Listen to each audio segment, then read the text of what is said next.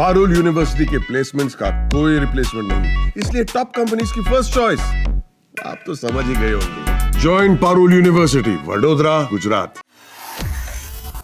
Corona एक बार फिर लोगों को डराने लगा है। दिल्ली, हरियाणा, गुजरात, केरल और कर्नाटक समेत कई राज्यों में कोविड-19 एक बार फिर से पैर पसारने लगा है। भारत में मौजूदा समय में 300 से ज्यादा एक्टिव कोरोना केस सामने आए हैं।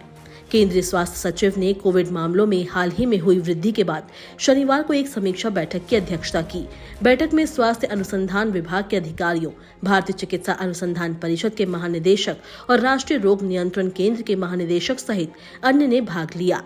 सूत्रों ने कहा कि केंद्रीय स्वास्थ्य मंत्रालय सतर्क है और अपनी कई एजेंसियों के माध्यम से स्थिति पर लगातार नजर रख रहा है। आपको बता दें कि देश में जो मामले सामने आ रहे हैं, इनमें से अधिकांश मामले हल्के हैं और इनकी घर पर ही देखभाल की जा सकती है। वहीं दिल्ली सरकार ने कोविड संबंधी एडवाइजरी जारी कर अस्पतालों से बेड, ऑक्सीजन, दवाइयों और वैक्सीन की उपलब्धता सुनिश्चित करने को कहा है। स्वास्थ्य संस्थानों को जीनोम सीक्वेंसिंग के लिए भी सभी पॉजिटिव सैंपल लोकनायक अस्पताल भेजने का निर्देश दिया गया है। भारतीय SARS-CoV-2 जीनोमिक्स कंसोर्टियम के डेटा के अनुसार अप्रैल में तमिलनाडु में NB.1.8.1 का मामला मिला है। मई में गुजरात में LF.7 के 4 मामले मिले।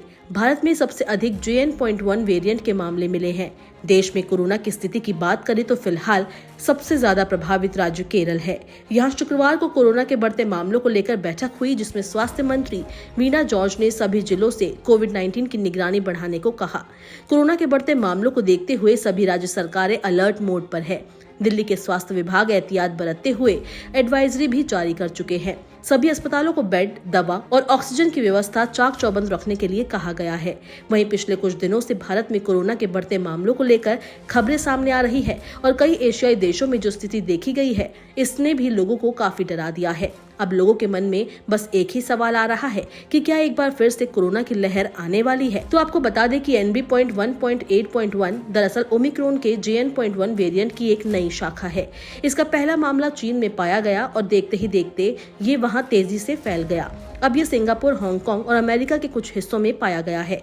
WHO ने इसे वेरिएंट अंडर मॉनिटरिंग की कैटेगरी में रखा है, यानी ये एक ऐसा वेरिएंट है जिस पर निगरानी रखी जा रही है, क्योंकि इसके फैलने की दर तेज हो सकती है। WHO के अनुसार ये वेरिएंट XDV.1.5.1 से निकला है और इसकी पहली पुष्टि 22 जनवरी 2025 को हुई थी। WHO के मुताबिक अभी तक के आंकड़ों से तो ऐसा नहीं लगता कि NB.1.8.1 पहले के वेरिएंट्स की तुलना में ज्यादा गंभीर बीमारी फैला रहा है। हालांकि इसकी संक्रमण फैलाने की क्षमता ज्यादा मानी जा रही है, यानी ये तेजी से लोगों को संक्रमित कर सकता है, लेकिन ज्यादातर मामलों में लक्षण हल्के ही है। भारत में फिलहाल कोविड मामलों में थोड़ा उछाल देखा जा रहा है और इसका कारण JN.1 जैसे ओमिक्रॉन वेरिएंट है। एक्सपर्ट्स की माने तो फिलहाल घबराने की जरूरत नहीं है, लेकिन बुजुर्गों, गंभीर बीमारियों से जूझ रहे लोगों और कमजोर इम्यूनिटी वालों को सतर्क रहने की जरूरत है।